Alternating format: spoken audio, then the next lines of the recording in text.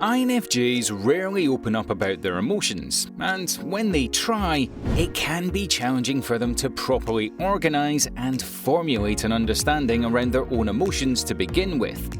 So, how do INFJs know how they're really feeling, and how do they know if there's something holding them back from true happiness in life? Welcome back, Psychos. Today we'll be discussing the 8 signs you may be secretly unhappy in life as an INFJ personality type. Before we start, have you liked and subscribed to our channel? Go ahead and be sure to click the notification bell while you're there so you never miss a video. Alright, let's get right into it, starting with number 1, low appetite and other physical symptoms. With extroverted sensing and feeling as 2 of their 4 functions, the INFJ is no stranger to bodily sensitivity in reaction to their environment. Sensitivity to caffeine, feeling hangry, and even feeling the physical pain of others are all familiar to most INFJs. But when this highly sensitive personality type isn't feeling 100%, their vulnerable sensitive nervous system can fire in ways that aren't always so easy to relate back to emotions. Similar to physical symptoms of depression or anxiety, INFJs may feel low appetite, energy changes, muscle aches and pains, headaches, and even things like lower immune system or poor gut health. These bodily sensations act to notify them that something is not settling right, often before the INFJ can even acknowledge it for themselves. Not only can these physical symptoms be scary, but they can also add more unnecessary pressure to the situation. Number 2, unnecessarily controlling things.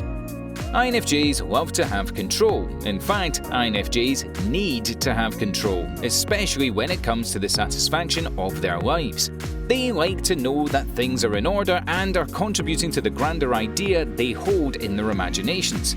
And so when the sense of control dwindles through a dissatisfying job, relationship, or personal commitment, it's no surprise they begin to look for control elsewhere. They may find themselves over-controlling as a parent, or even over-controlling things like their personal diet and lifestyle choices. The sense of control ends up being not only annoying and exhausting to the INFJ, but also to the people who fall into being controlled. Yet, unfortunately, the reasoning behind this sense of control stems from the need for structure in outer circumstances to counteract the uncertainty in their heads. Like most of us, when INFJs feel unstable, they begin to find things outside of themselves that give them a sense of stability and order, which ultimately gives them a sense of satisfaction in their lives. Number 3, making impulsive decisions. Sure, INFJs may be known for making seemingly impulsive decisions from an outsider's perspective, but for the most part, this analytical personality type is known for weighing out the pros and the cons of their decision before taking any immediate steps. However, when the INFJ has an underlying feeling of dissatisfaction in life, all of that immediately changes. This impulsivity can present itself through hurried decisions, reckless last-minute actions, and even impatience to the people around them.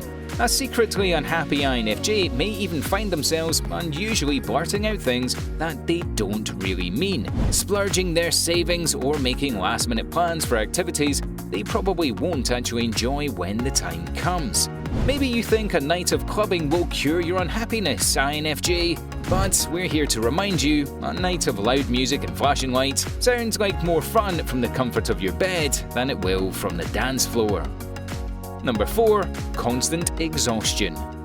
Exhaustion is the first sign of burnout for most people, but for the highly sensitive INFJ, seemingly never-ending exhaustion can come far before burnout hits.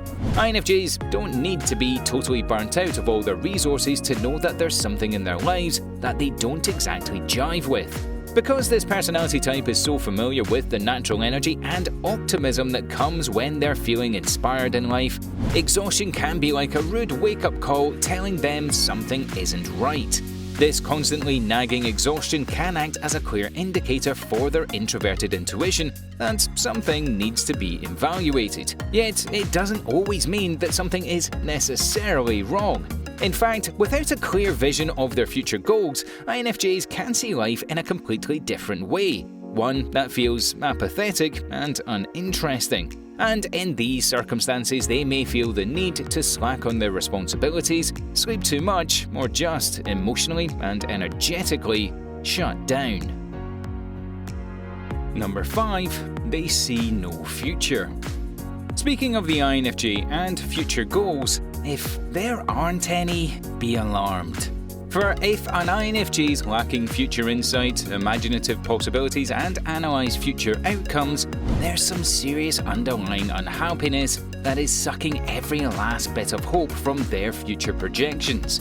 When an INFJ is truly unhappy, they can't quite use their functions as they normally do, and as a result can't quite analyse or even imagine where they could be in months and years to come. As a consequence, they may unhappily stay in commitments such as relationships or job positions for longer than they should, for they can't imagine their next steps beyond this unhappy phase of their lives. Should they try to use their natural future predicting skills in these times, they may be met with a foggy darkness of confusion and pessimism, ultimately leading to seemingly never-ending downward spirals.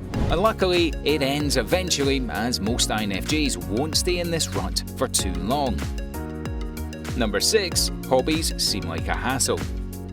It's important to note that showing a lack of interest in things you used to enjoy is in fact one of the key indicators of depression. And while most INFJs can understand the feeling of depression, and that depression can easily be related to their underlying feelings of discontentment in life, sometimes feeling a disinterest in the thing that used to bring them joy isn't always about depressive feelings. Because INFJs have this innate notion of an all-or-nothing attitude, they may often approach their hobbies, goals, and dreams all under the same umbrella. This means when INFJs are feeling good, they can easily weeks, months, and even years be contributing to specific hobbies and goals. Yet, the moment they feel off-put by something, even if they can't put their finger on it, all that could change, ultimately leaving the INFJ feeling uninspired and unmotivated to do anything above the necessities. Number 7. Critical judgment of others. When INFJs are feeling less than up to par, immense critical judgment towards themselves as well as the people around them, mostly pertaining to the people they trust and care most about. An INFJ's secret unhappiness can also act as a sense of control, which subconsciously gives the INFJ a feeling of being grounded.